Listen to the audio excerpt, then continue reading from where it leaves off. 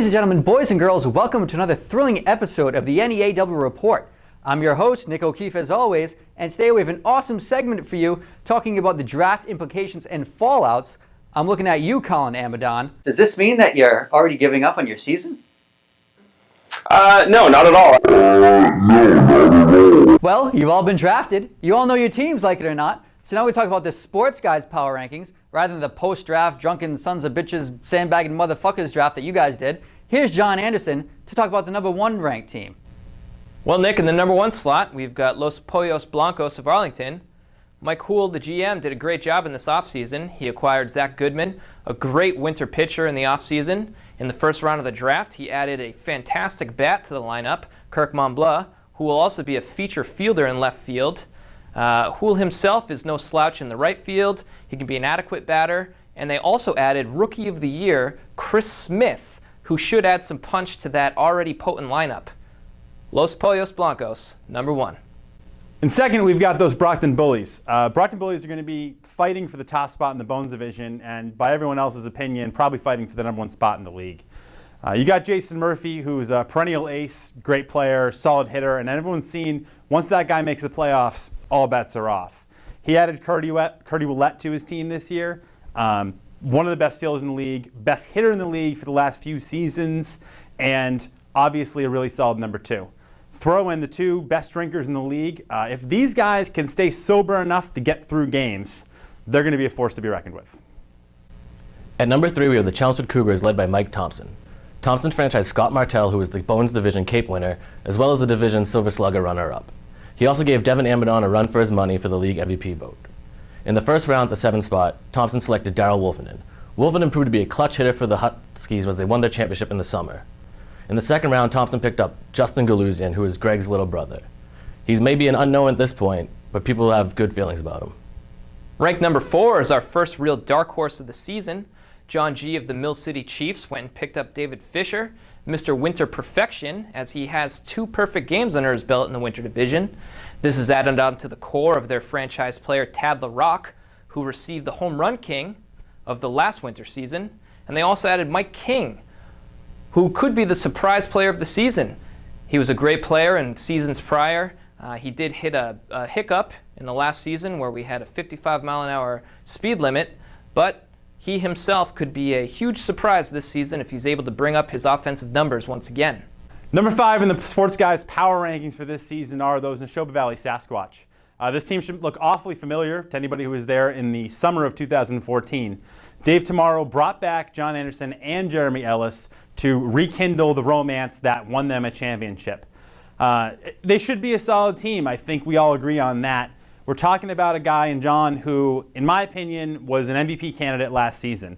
Throw in Dave T and Jeremy, both very, very good players, and Mike Nagel, who's a question mark, but his pre-draft scouting report sounds pretty good.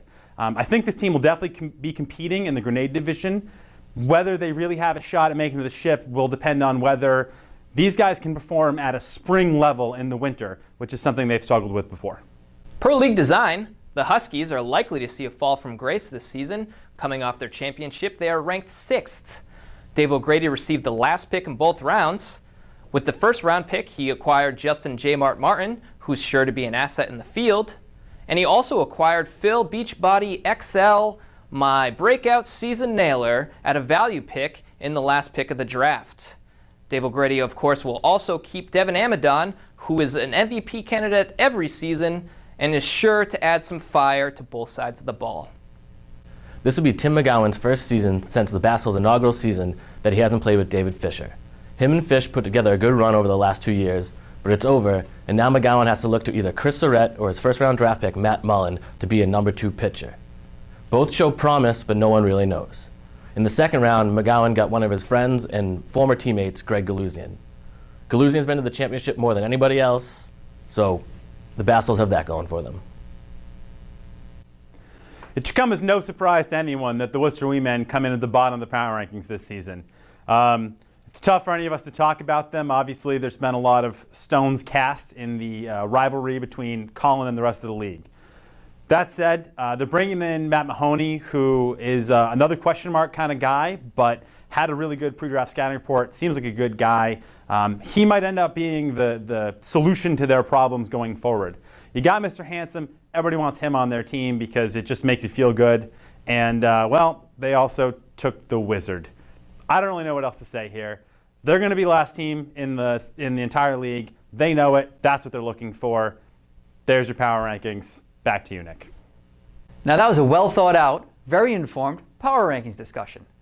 Now, everyone get ready to flip your boner underneath your belt buckle, grab your pre-workout, grab your cameras, because now it's time to introduce the most handsome guy in the league, Tony the Body Polizzotti.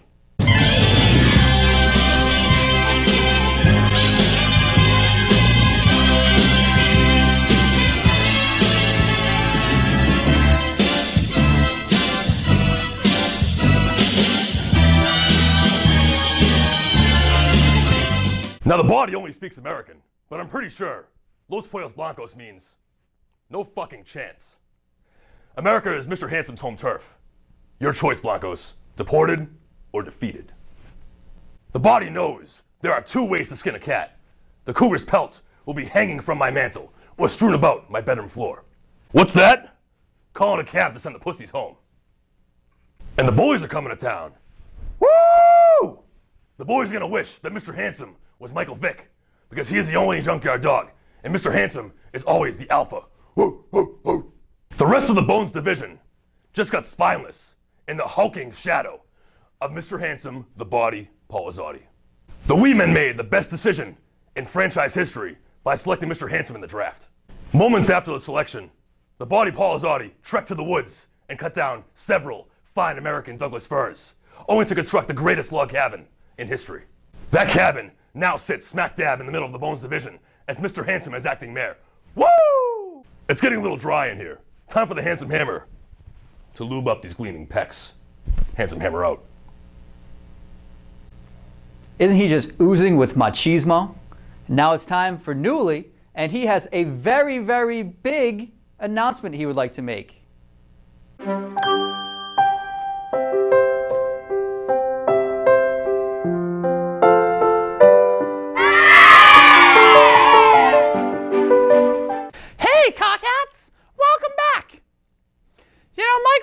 Thompson signed the Magic Man Scotty Martell this past season, hoping to make a run at the ship.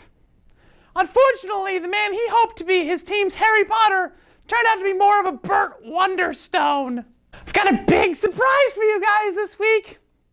You see, NEAWLIE fell in love, and when a troll falls in love, sometimes he puts his troll staff in a porcelain doll. And when that happens, 12 weeks later,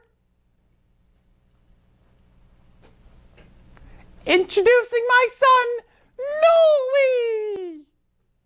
Hey kids! Apparently GM Mike Hool didn't learn much from the high school he accidentally blew up in chemistry class, because the team he built this season is the exact recipe for implosion. When most folks saw David Fisher packing his bags for Lowell this season, they assumed there was a new assisted living facility opening up in the area. Not so. John G. drafted the aging all-star. The elderly aren't known for their steady hands, so don't look for precision cuts on the scalps this season. Barring another potato famine, the Brockton Bullies should be the team to beat this season. Speaking of Irish Merfolk 3, the team he surrounded himself with this season could finally be the encouragement he needs to bring his own bloodline to the 0.16% of his native people. Well, as Dad would say, I wish a real shitty season to all you. Well, we hope you enjoyed that episode. We'll catch you next time from the Sports Guys.